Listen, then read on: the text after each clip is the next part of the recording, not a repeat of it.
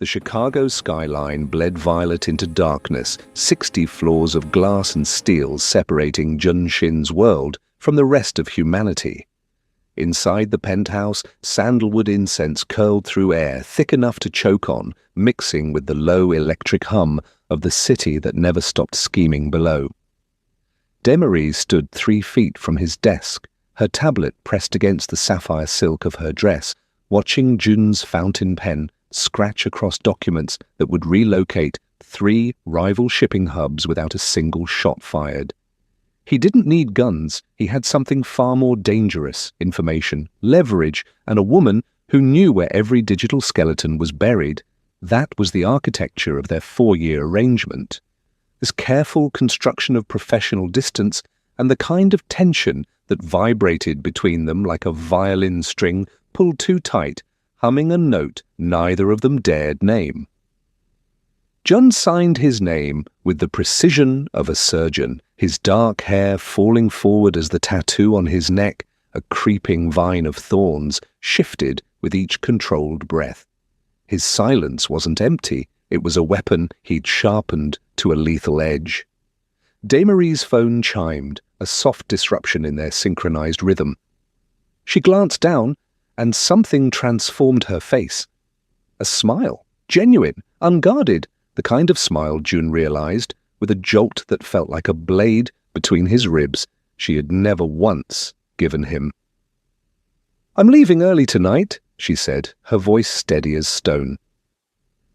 "Everything for the Vegas merger is already on your tablet." Jun didn't look up. The pen continued its surgical work. "We have the deportation briefing at 8. "Reschedule it." She slipped the phone into her clutch with the finality of a door closing. "I have a date tonight." The scratching stopped. The silence that followed wasn't quiet. It was the kind of silence that exists right before a storm breaks, before a predator decides whether to let its prey run or break it in half. 10 seconds stretched into eternity. Then, with movements so controlled they looked rehearsed, Jun reached into his breast pocket, extracted a silver case, and lit a cigarette. He hadn't smoked in 3 years. Demery's hand was already on the elevator button when Jun's voice cut through the smoke-heavy air like a scalpel through silk. "His name is Julian Vance." She froze, her finger hovering an inch from polished brass. The words hung between them, impossible and precise. "He's an architect," Jun continued, his voice carrying that same surgical calm he used when dismantling rivals.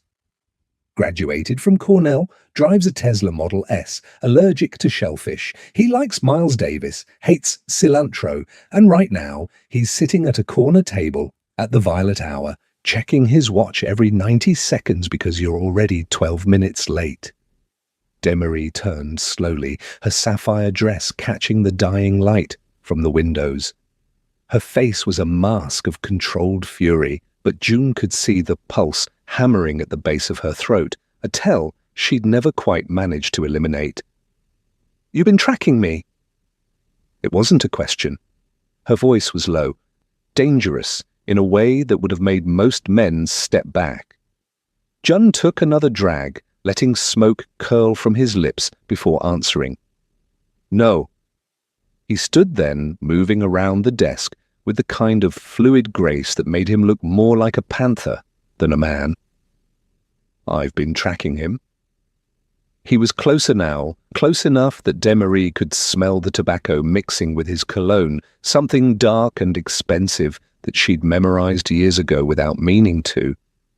Close enough to see the way the thorn tattoo on his neck seemed to pulse with his heartbeat.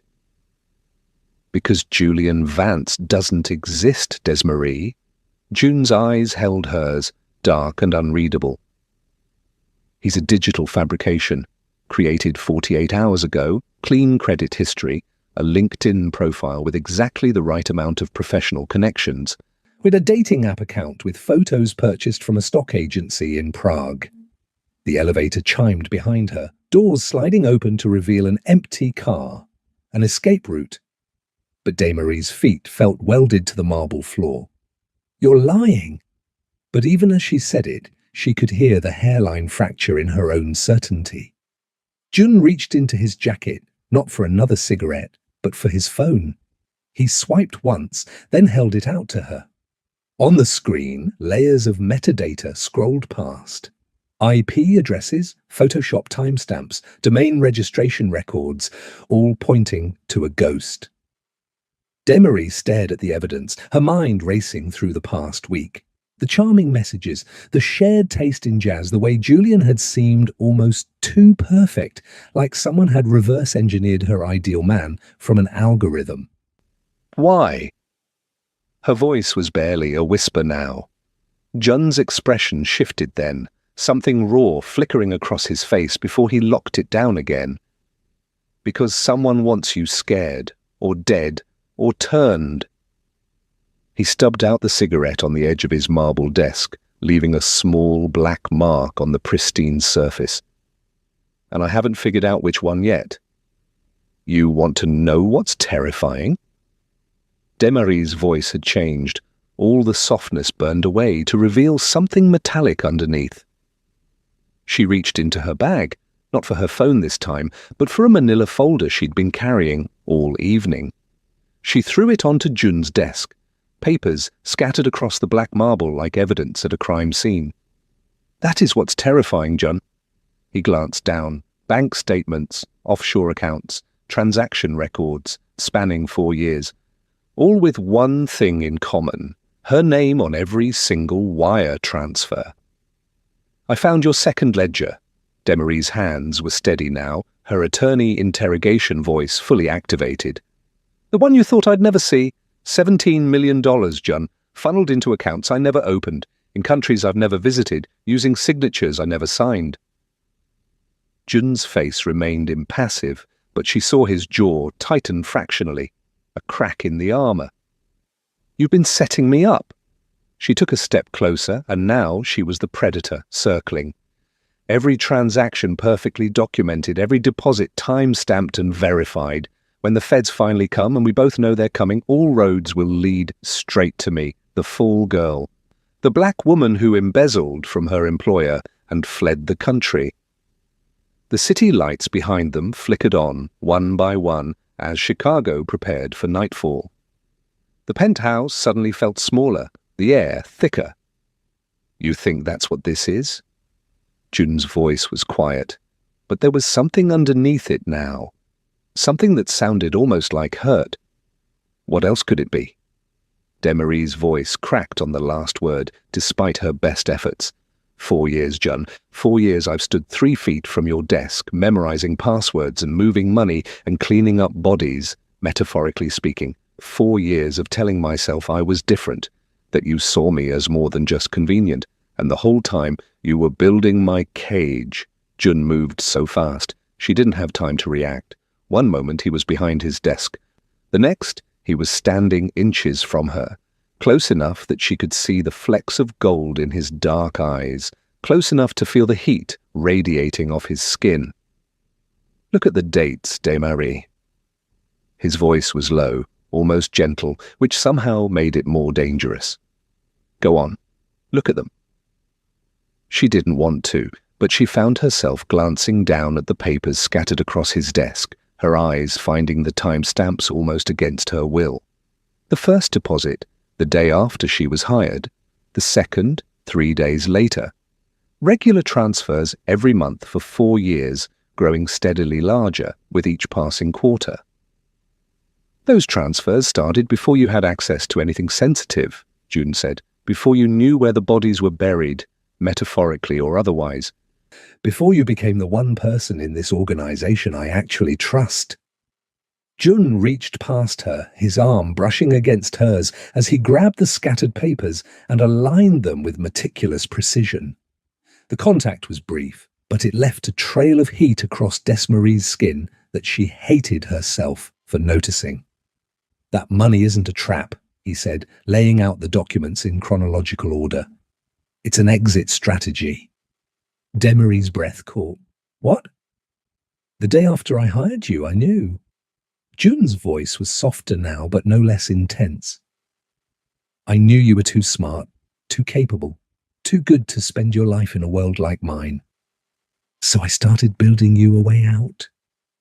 He pulled up a different screen on his tablet, showing a portfolio that made Desmarie's head spin. Legitimate investments. Clean money? Laundered through so many legal channels it had come out pristine on the other side.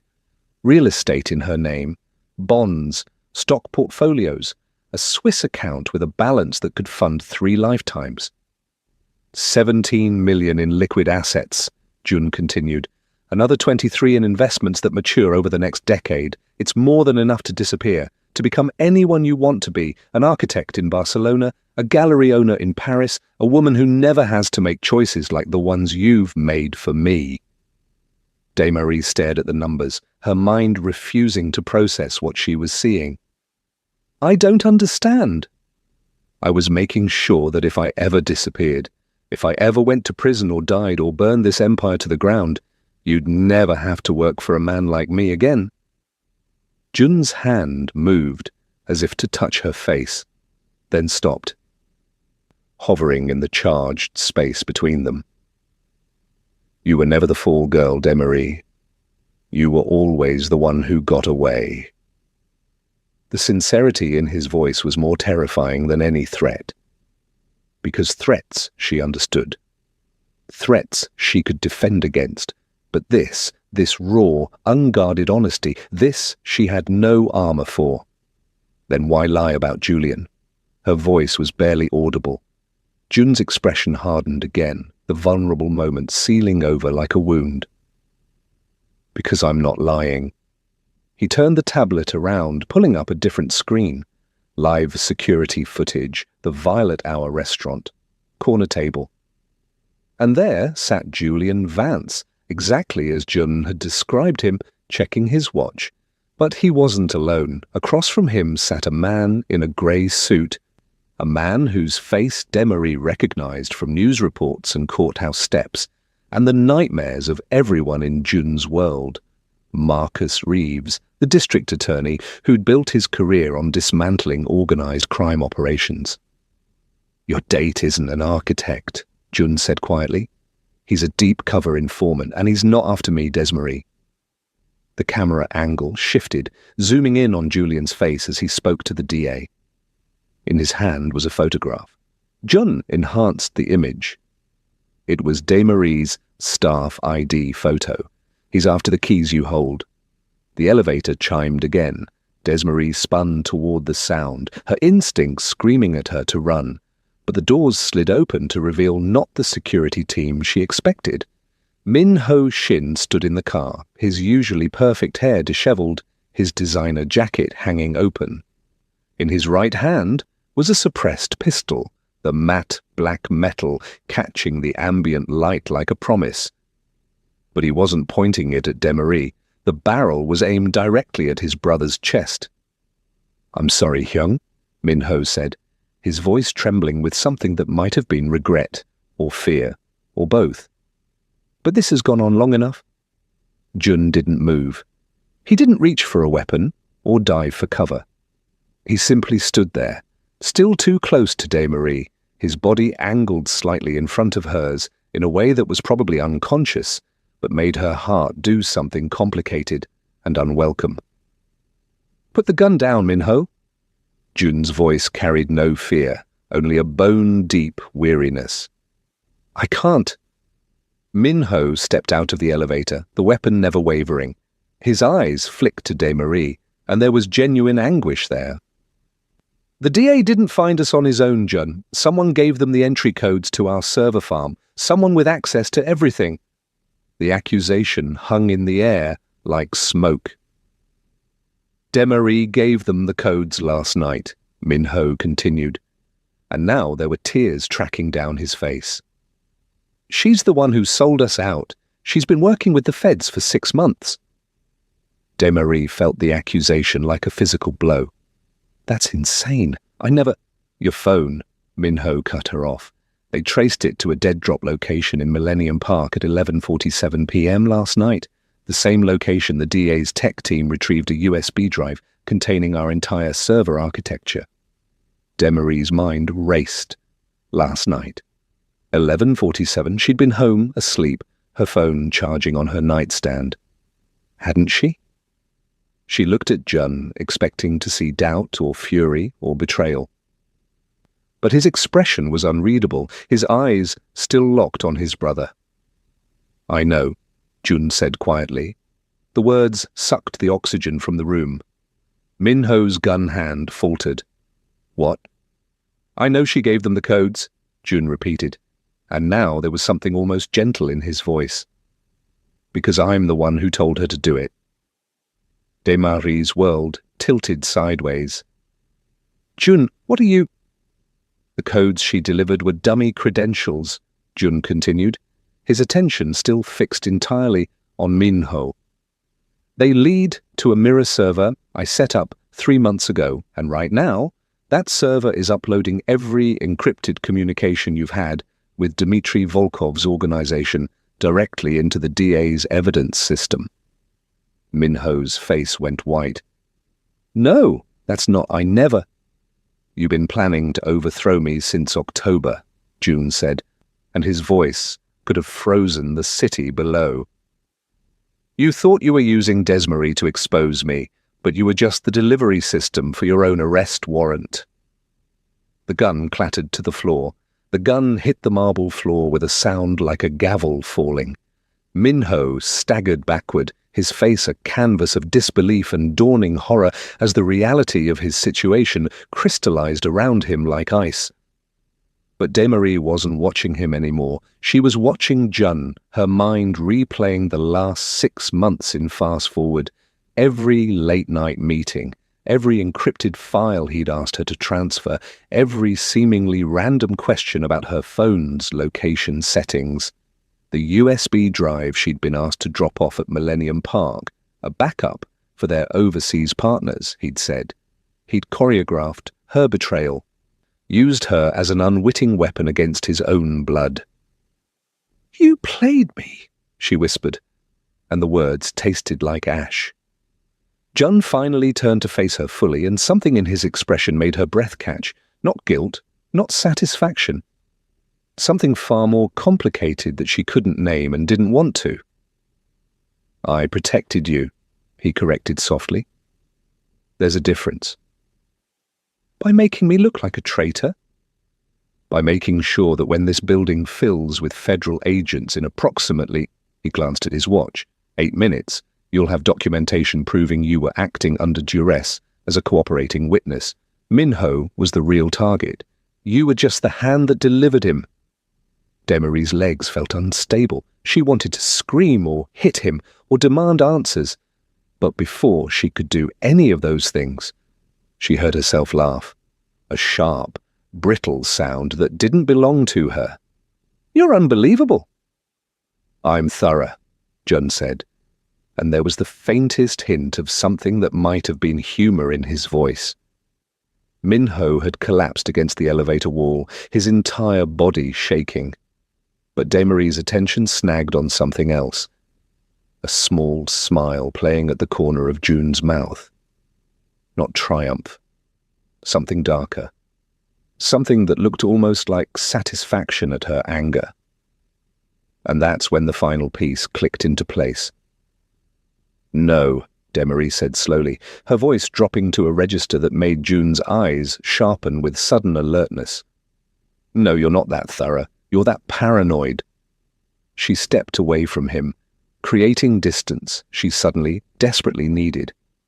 Her mind was racing now, assembling fragments into a picture that made her stomach drop. "You expected me to figure this out?" she continued, her voice gaining strength. "You wanted me to find that second ledger. You wanted me angry enough to confront you right here, right now, with Minho listening through whatever surveillance you have running in this office." Jun's expression didn't change, but she saw his shoulders tense fractionally. Confirmation. "You needed me to look like I was on your side when the real betrayal came to light." Demarie's hands were trembling now, not with fear, but with a rage so pure it felt like ice in her veins. But here's what you didn't account for, Jun. She reached up slowly, deliberately, and pulled a small device from the decorative clip, holding back her natural curls. It looked like a hair accessory, platinum and diamonds, that caught the light beautifully. But Jun's face went absolutely still when he saw the small LED blinking red on its underside, a remote access key. While you two were playing chess, Demarie said, her voice now carrying the kind of quiet authority that made even Jun-Shin pay attention, I was playing the market. She pressed a button on the device. Somewhere in the building, servers began executing commands that had been queued for months, waiting for this exact moment. I didn't give the DA dummy codes, Jun. Demarie's smile was sharp enough to draw blood. I gave them the real ones, to your offshore holdings, to the syndicate's actual accounts. And while you were so busy watching your brother and protecting me from threats I never asked for protection from, I emptied every single one. The silence that followed was absolute. Minho's head snapped up, his expression shifting from devastation to confused hope. Jun stood perfectly motionless, his dark eyes fixed on Demarie with an intensity that should have been frightening, but instead felt like standing too close to an open flame. How much? His voice was barely audible. All of it, Demarie replied. 43 million in cryptocurrency, another 60 in bearer bonds, 18 shell corporations dissolved and liquidated. I've been moving your money for 4 years, Jun. Did you really think I didn't know where the real vaults were? For 3 seconds. That felt like 3 years. Nobody moved. Then Jun laughed. It started low, almost inaudible, then built into something rich and genuine and utterly unexpected. He laughed like a man who'd just heard the punchline to a joke he'd been waiting his entire life to hear. Minho stared at his brother like he'd lost his mind. Hyung, she just stole everything. I know, Jun said, and he was still laughing, his eyes never leaving Demarie's face. I know she did. He moved toward her then, not with the predatory grace he'd shown earlier, but with something that looked almost like relief. He stopped just inches away, close enough that Demarie could see the gold flecks in his irises, close enough to watch his pupils dilate in the low light. I put a tracker in the currency itself, Jun said softly, intimately, like he was sharing a secret meant only for her. At the blockchain level, embedded in the code. Every coin you moved, every bond you transferred. They're all sending location pings to a satellite network I own. Demarie's triumphant expression faltered.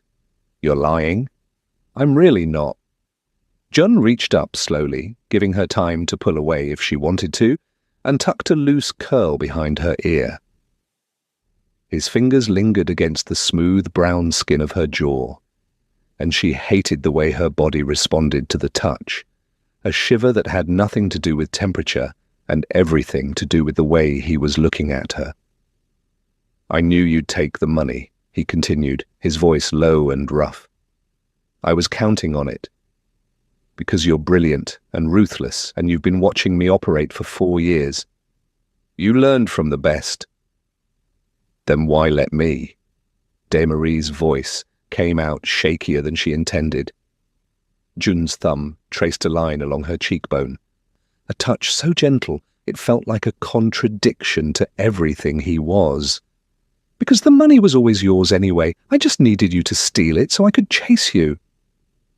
The city stretched out behind them, 60 floors of glass and steel, and distance from the rest of the world. Somewhere below, sirens were beginning to wail. The federal raid Jun had mentioned. The carefully orchestrated collapse he'd been planning for months, maybe years. You wanted a date tonight, Demarie?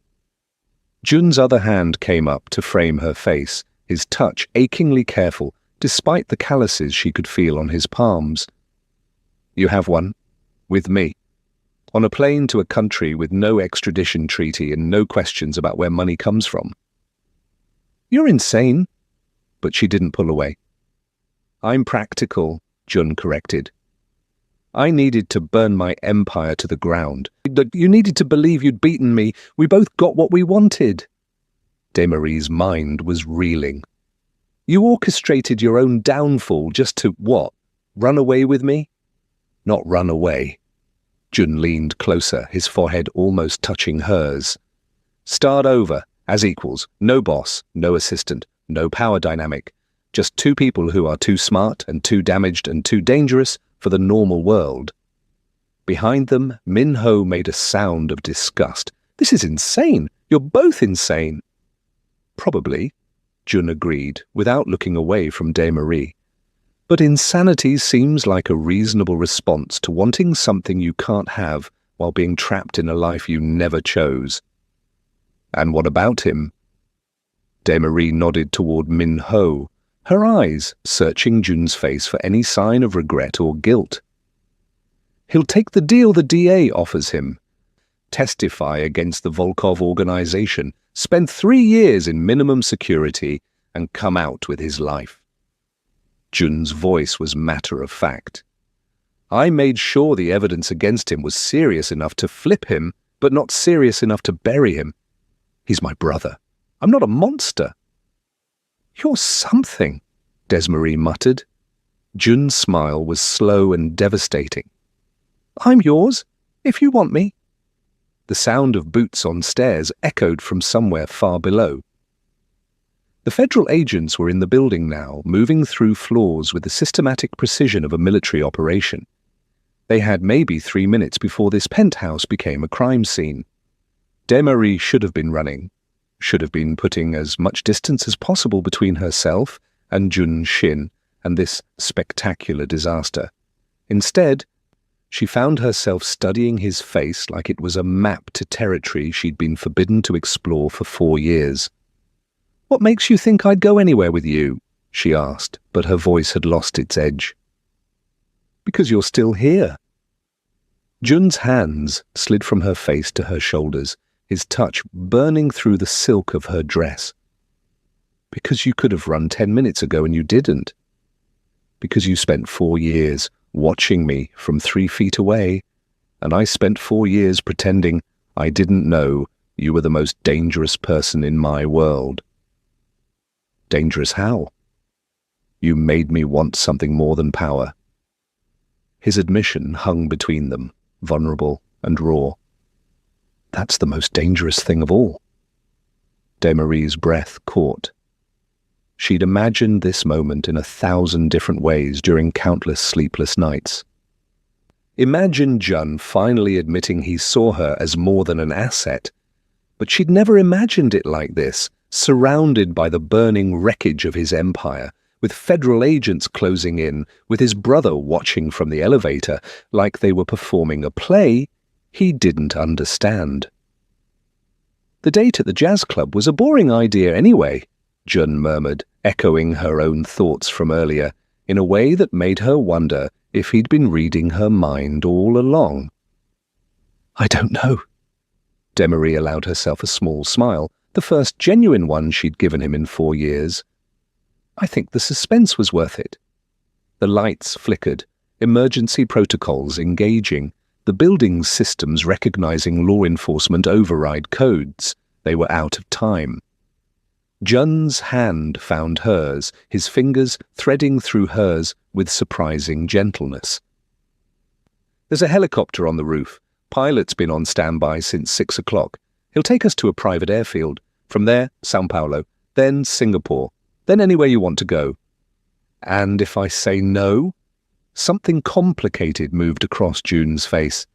Then I hand myself over to the agents downstairs. You take your 40 million and disappear, and we both spend the rest of our lives wondering what would have happened if we'd been brave enough to try. It wasn't a threat. It wasn't manipulation. It was just the truth, stark and simple and terrifying in its honesty. Desmarie looked at Min-ho, who was watching them with an expression somewhere between horror and reluctant understanding. What about you? Me? Min-ho's laugh was bitter. I made my choices. I'll live with them. He met his brother's eyes. Go-hyung, before I change my mind and shoot you anyway." There was love in that statement, twisted and complicated but unmistakably real. Jun nodded once, a gesture of respect and goodbye and forgiveness all at once. Then he pulled Demery toward the emergency stairwell that led to the roof. The Chicago wind hit them like a physical force the moment they stepped onto the rooftop. Demery's dress whipped around her legs, her carefully styled curls breaking free to frame her face in wild corkscrews that caught the city lights like a halo. The helicopter sat 30 feet away, rotors already spinning in anticipation. Its sleek black body looked like something out of a military operation, all sharp angles and tinted glass that reflected the violet sky. Jun kept her hand in his as they ran, his grip firm but not controlling. Even now, even in this moment of escape, he was giving her the choice to pull away. She didn't. They reached the helicopter, and Jun pulled open the door, gesturing for her to climb in first. The interior was leather and dark wood, ridiculously luxurious for an escape vehicle. Demery slid into the seat, her heart hammering so hard she could feel it in her throat. Jun climbed in after her, pulling the door shut with a solid thunk that cut off the wind's howl. He reached across her, close enough that she could smell his cologne mixing with cigarette smoke and something uniquely him, and buckled her seatbelt with practiced efficiency. "You thought of everything," she said, and she couldn't tell if it was admiration or accusation in her voice. "Not everything." Jun settled into his own seat, his eyes finding hers in the dim cabin light. "I didn't plan on actually wanting this, wanting you. That part was supposed to be strategy, exit plan, clean break. And now I'm terrified," he admitted with a rawness that made her chest tight. "Because this isn't strategy anymore, this is real." The helicopter lifted off with a lurch that pressed them back into their seats. Through the window, Demery watched the Shin Syndicate building fall away beneath them. She could see the federal agents swarming the lower floors, their flashlights creating constellations of light in the gathering darkness. She'd just stolen $40 million, helped orchestrate the downfall of one of Chicago's most powerful criminal organizations, gotten on a helicopter with a man who was equal parts salvation and damnation. And she had absolutely no idea if this was the stupidest or the smartest decision she'd ever made. Jun's hand found hers again in the space between their seats. His thumb traced circles on her palm, a gesture so simple and intimate it felt more vulnerable than any confession. "For what it's worth," he said quietly, "I think you look beautiful when you're committing felonies." Despite everything, the chaos and danger and utter insanity of the situation, Demery laughed. A real laugh that came from somewhere deep in her chest, releasing 4 years of tension she hadn't realized she'd been carrying. "You're impossible." "I'm committed," Jun corrected with a slight smile. "There's a difference." The helicopter banked east, carrying them away from the city and toward whatever came next. Below them, Chicago glittered like scattered diamonds, beautiful and dangerous and already becoming memory. Demery looked at Jun, really looked at him in the soft red glow of the cabin lights. His perfect face was finally showing signs of exhaustion, the careful control slipping just enough for her to see the man underneath the kingpin. The thorned tattoo on his neck seemed less threatening now, more like a mark of everything he'd survived to get to this moment. "So what happens now?" she asked. Jun's eyes held hers with an intensity that made the air between them feel charged. "Now we find out if two people built for destruction can build something together instead." The helicopter climbed higher, carrying them into darkness and uncertainty and possibility. Behind them, the Empire burned. Ahead, nothing was guaranteed except each other. And somehow, impossibly, that felt like enough. "So here's what I need to know. When exactly did you realize they were always meant to end up together? Was it the cigarette, the money, The moment she stole everything and he smiled. Drop a comment and let me know, because this story just proved that sometimes the best endings come from burning everything to the ground. If you're still breathing after that finale, hit subscribe, because I've got more twisted romances coming your way.